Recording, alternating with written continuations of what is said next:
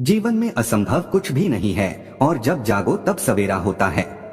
अगर आपको ये लगता है कि मैंने बहुत से बुरे काम किए हुए हैं और अब इन गलत कामों को सुधारने के लिए कोई भी विकल्प नहीं है, तो आपको गौतम बुद्ध के जीवन की ये कहानी एक बार अवश्य सुननी चाहिए। एक दिन बुद्ध श्रावस्ती के ही एक गांव में भिक्षाटन के लिए पहुंचते हैं। जब बुद्ध गांव में प्रवेश करते हैं तो देखते हैं कि पूरे गांव में सन्नाटा छाया हुआ है। दूर दूर तक कोई व्यक्ति नजर नहीं आ रहा था। बुद्ध उस गांव के पहले द्वार पर जाते हैं और कहते हैं, भिक्षाम देहि, परंतु भीतर से बाहर कोई नहीं आता। बुद्ध दूसरे द्वार पर जाते हैं परंतु कोई दरवाजा नहीं खोलता। बुद्ध तीसरे द्वार पर जाते हैं परंतु उस द्वार से भी कोई व्यक्ति बाहर नहीं आता। फिर अचानक से एक दरवाजा खुलता है जिसमें से एक व्यक्ति बाहर निकलता है। वो जल्दी से बुद्ध का हाथ पकड़ता और उन्हें अपने घर में ले जाता है और कहता है, क्षमा करें बुद्ध, परंतु इस समय आप बाहर नहीं जा सकते। उंगलीमाल को श्रावस्ती की सीमा पर देखा गया है। सभी गांव वाले डर के मारे अपने अपने घरों की खिड़कियां, दरवाजे बंद करके बैठे हुए हैं। बुद्ध उस व्यक्ति से पूछते हैं, कौन है ये उंगलीमाल और उससे इतना भय क्यों है?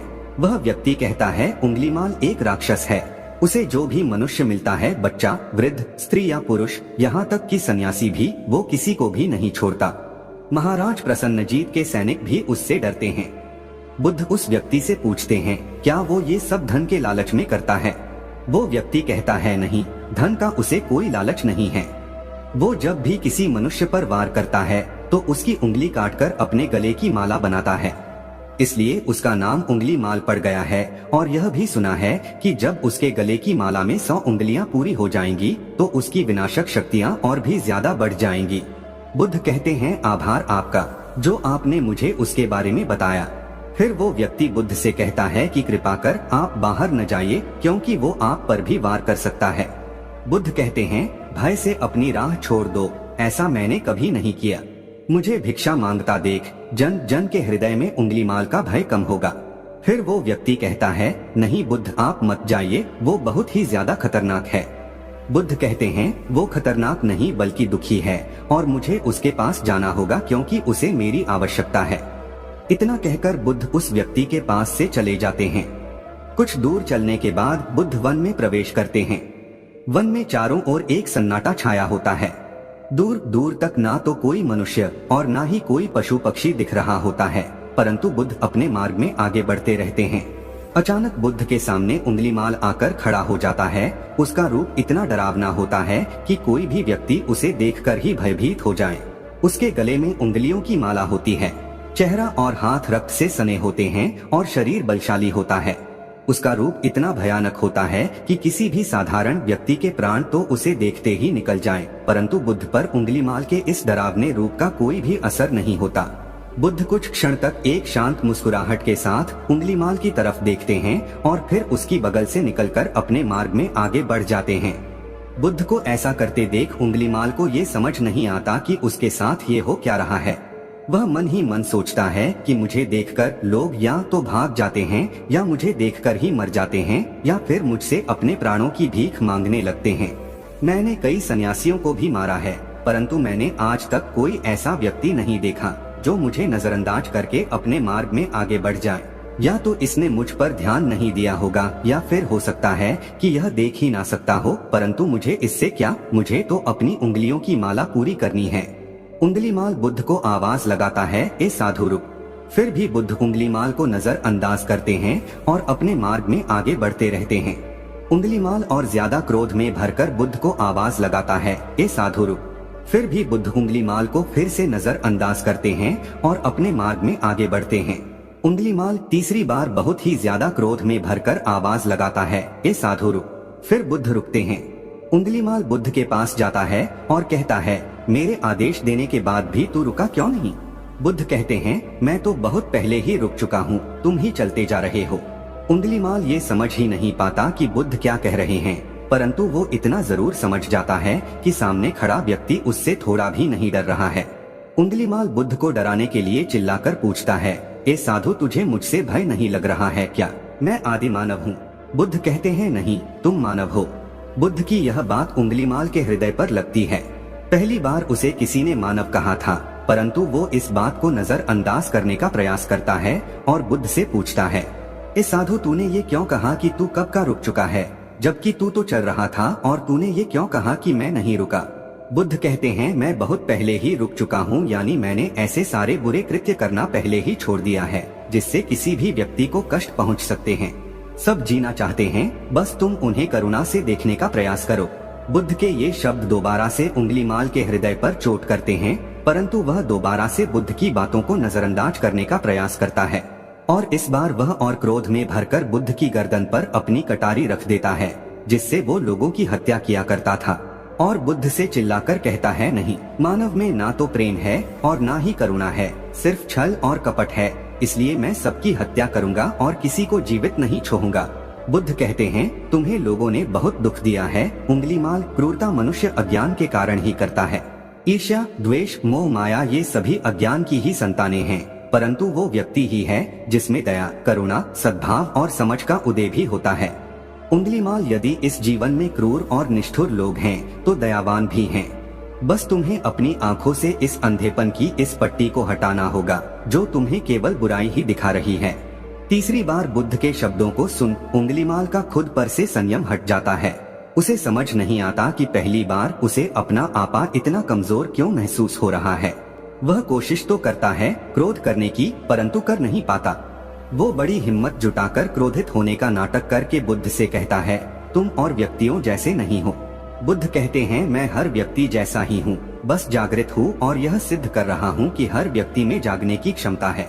मेरा मार्ग क्रूरता को दया में परिवर्तित करता है। उंगलीमाल, तुम अनजाने में घृणा के पथ पर हो, बस इस क्षण रुक जाओ। तुम्हारे भीतर भी ये क्षमता है कि तुम दया और करुणा के पथ पर चल सको। इतना सुनते ही उंगलीमाल के हाथ से कटारी जमीन पर गिर जाती है और उसकी आंखों से आंसू बहने लगते हैं। भला कोई कब तक बुद्ध को अनदेखा करेगा। उंगलीमाल रोते हुए बुद्ध से पूछता है, क्या आप वही हैं जिन्हें लोग बुद्ध कहते हैं, जो लोगों को मुक्ति के मार्ग पर चलना सिखाते हैं। फिर बुद्ध कहते हैं कि हाँ, मैं वही हूँ और तुम्हें भी मुक्ति के मार्ग पर ले जाना चाहता हूँ। फिर उंगलीमाल कहता है, परंतु मैं अब बहुत दूर निकल गया हूँ। मैंने बहुत हत्याएं करी हैं और बहुत पाप करे हैं। मैं अब चाहकर भी वापस नहीं लौट सकता और मेरा वापस लौटना अब असंभव है। बुद्ध कहते हैं, असंभव कुछ भी नहीं, जब जागो तभी सवेरा। उंगलीमाल कहता है, मैं अब पुनः जीवन की ओर नहीं मोड़ सकता, बहुत देर हो चुकी है। बुद्ध कहते हैं, तुम में इतनी चेतना है कि तुम जानते हो कि जो तुमने अब तक किया वह बुरा था। इसका अर्थ यह है कि तुम जानते हो कि क्या अच्छा है और क्या बुरा है। उंगलीमाल, जिस दिन से तुमने अच्छा कार्य करना शुरू कर दिया, उस दिन से तुम्हारा एक नया जीवन शुरू हो जाएगा। फिर उंगलीमाल कहता है, मैं कितने भी अच्छे कार्य क्यों न कर लूं, परंतु लोग मुझे उसी दृष्टि से देखेंगे और मुझे चैन से जीने नहीं देंगे। बुद्ध कहते हैं, उंगलीमाल, यदि तुमने हिंसा का मार्ग छोड़ा तो मैं तुम्हें मार्ग दिखाऊंगा और तुम्हारा संरक्षण करूंगा और तुम्हें लोगों की घृणा से बचाऊंगा। बस पहला कदम तुम्हें ही उठाना होगा। उंगलीमाल पूछता है, क्या ये हो सकता है। बुद्ध कहते हैं, अवश्य हो सकता है। तुम में असामान्य बुद्धि है उंगलीमाल, तुम परम सत्य के पथ पर बहुत आगे जाओगे। उंगलीमाल रोते हुए बुद्ध के चरणों में गिर पड़ता है और कहता है, मैं आपको वचन देता हूँ कि मैं सारे बुरे कृत्य करना छोड़ दूंगा और आपके पीछे करुणा के पथ पर चलना सीखूंगा। कृपा कर आप मुझे अपना शिष्य बना लीजिए। बुद्ध कहते हैं, मैं किसी को अपना शिष्य नहीं बनाता, बल्कि व्यक्ति स्वयं मेरे संग से जुड़ता है। उंगलीमाल उसी समय बुद्ध का भिक्षु बन जाता है। बुद्ध का भिक्षु बनने के बाद उसका नाम अहिंसक पड़ जाता है। फिर बुद्ध ने जैसा उसका नाम रखा था और वो ठीक वैसा ही वह बन चुका था। जब अहिंसक प्रथम बार अन्य भिक्षुओं के साथ एक गांव में भिक्षाटन के लिए जाता है तो गांव के कुछ लोग उससे बदला लेने के लिए उसे लाठी डंडों से पीटने लगते हैं। जब ये बात बुद्ध को पता चलती है तो वे तुरंत उसे बचाने के लिए उसके पास पहुंचते हैं और अपने शरीर को उन लाठी डंडों के बीच में ले आते हैं जो अहिंसक को पड़ रहे थे। बुद्ध को देखकर वे गांव वाले डंडे और पत्थर मारना बंद कर देते हैं। सभी लोग बुद्ध से कहते हैं, बुद्ध, क्यों आप इस हत्यारे उंगलीमाल की रक्षा कर रहे हैं? न जाने कितने लोगों की जाने ली हुई है इसने। बुद्ध कहते हैं, अब यह उंगलीमाल नहीं है, बल्कि इसका नाम अब अहिंसक है। अब यह आपकी ही तरह एक मानव है। वे गांव वाले कहते हैं, ऐसा आदमी कभी नहीं बदल सकता। बुद्ध कहते हैं, यह बदल चुका है, बस आप सब लोग इसे अपनी पुरानी दृष्टि से देख रहे हैं। यदि यह उंगलीमाल होता तो क्या आप में से किसी में भी इतना साहस या बल होता कि कोई इसे एक उंगली भी लगा सके? ये आपका हर वार खाता रहा और क्या इसने आप पर कभी पलटकर वार किया? नहीं ना। क्या ये परिवर्तन आपको नहीं दिखा? आज इसने अपना लहू बहा से अपने सारे बुरे कृत्य धो डाले हैं। आप लोगों के द्वारा इतनी मार खाने के बाद भी इसकी आंखों में आपके लिए क्रोध नहीं है। क्या यह बदलाव आपको नहीं दिख रहा है? यह तो बदल गया, परंतु आप कब बदलोगे? इतने में ही उन गांव वालों में से एक स्त्री कहती है, यह परिवर्तन मैंने स्वयं देखा है। वो स्त्री गांव वालों से कहती है, आप में से कौन ऐसा है जो दूसरों के दुख में दुखी हो, दूसरों की पीड़ा सहन ना हो तो उसे हर प्रकार की सहायता प्रदान करे, और ऐसा इस भिक्षु ने किया है। 2 दिन पहले एक व्यापारी अपनी पत्नी को लेकर जा रहा था और उसकी पत्नी प्रसव पीड़ा से व्याकुल थी। तब मैं पास से ही गुजर रही थी, इसलिए मैं भी दौड़ी दौड़ी गई। उस स्त्री की पीड़ा बढ़ती ही जा रही थी। घना जंगल होने के कारण उसे कहीं ले जाया भी नहीं जा सकता था। तभी यह भिक्षु वहां आ पहुंचा और इसने मुझसे पूछा कि क्या हुआ बहन?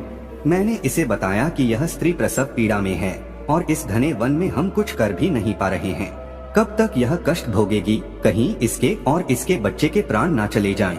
फिर इस भिक्षु ने मुझसे कहा कि ऐसा नहीं होगा, मैं अभी अपने गुरु के पास जाऊंगा, वे अवश्य ही कोई मार्ग दिखाएंगे। इतना कहकर ये भिक्षु दौड़कर वहां से चला गया। बुद्ध कहते हैं कि फिर व्यथित हो अहिंसक मेरे समक्ष आया और मेरे पैरों में गिरकर मुझसे कहने लगा, बुद्ध, एक स्त्री गहन प्रसव पीड़ा में है और उसकी पीड़ा बढ़ती ही जा रही है, कहीं माँ और बच्चे को कुछ हो न जाए। ये सब सुनकर बुद्ध ने कहा कि दौड़कर जाओ और उससे कहो, बहन, जिस दिन से मेरा जन्म हुआ है मैंने जानबूझकर किसी भी प्राणी को कष्ट नहीं पहुंचाया है। मेरे सत्कर्म तुम्हारा सुरक्षा कवच बने और आपकी और आपके शिशु की रक्षा करे। अहिंसक ने मुझसे कहा, परंतु यह तो असत्य होगा बुद्ध। सत्य तो यह है कि मैंने आज तक बहुत से प्राणियों को कष्ट पहुंचाया है। यदि मैंने ऐसा कहा तो वे माता और शिशु उसी क्षण प्राण त्याग देंगे। फिर बुद्ध ने कहा, तो तुरंत जाओ और उस स्त्री से कहो, बहन, जिस दिन से मेरा एक नया जन्म हुआ है मैंने सभी बुरे कृत्यों को त्यागा है और उस दिन से मैंने किसी भी प्राणी को कष्ट नहीं पहुंचाया है और मेरे सत्कर्म आपका सुरक्षा कवच बने और आपकी और आपके शिशु की रक्षा करे। फिर अहिंसक ने बुद्ध से पूछा कि क्या मेरे सत्कर्म उन्हें बचा लेंगे? बुद्ध ने कहा कि अवश्य यह तुम्हारी अपनी कमाई है, या तो तुम इसे अपने लिए बचा कर रखो या फिर किसी पराये पर खर्च कर दो। अपने कमाए सत्कर्म को किसी पराये पर न्योछावर करने से पहले अहिंसक ने एक क्षण नहीं सोचा और वो उसी समय उस स्त्री और उसके शिशु की जान बचाने के लिए वहां चला आया। वह स्त्री कहती है कि हाँ, यह भिक्षु दौड़कर वहां आया और अभी भी वो स्त्री गहन पीड़ा से जूझ रही थी। इसने अपने दोनों हाथ जोड़े और आंखें बंद करके कहने लगा, बहन, जिस क्षण से मैं भिक्षु बना हूँ उस क्षण के बाद मैंने कोई भी ऐसा कृत्य नहीं किया जिससे कि किसी भी प्राणी को कष्ट पहुँचे। मेरे सत्कर्म आपके लिए सुरक्षा कवच बने, आपकी और आपके शिशु की रक्षा करें। और इतना कहते ही उस स्त्री ने अपने बच्चे को जन्म दे दिया। फिर बुद्ध कहते हैं कि दूसरों के दुख से दुखी होने वाला यह व्यक्ति अहिंसक कैसे किसी को दुख दे सकता है? यदि ये भिक्षु मन का सच्चा ना होता तो वह स्त्री कब के अपने प्राण त्याग चुकी होती। फिर अहिंसक ने बुद्ध से कहा है कि इन्हें मत रोकिए बुद्ध, इन्हें मारने दीजिए और तब तक मारने दीजिए जब तक कि इनके मन का क्रोध शांत ना हो जाए।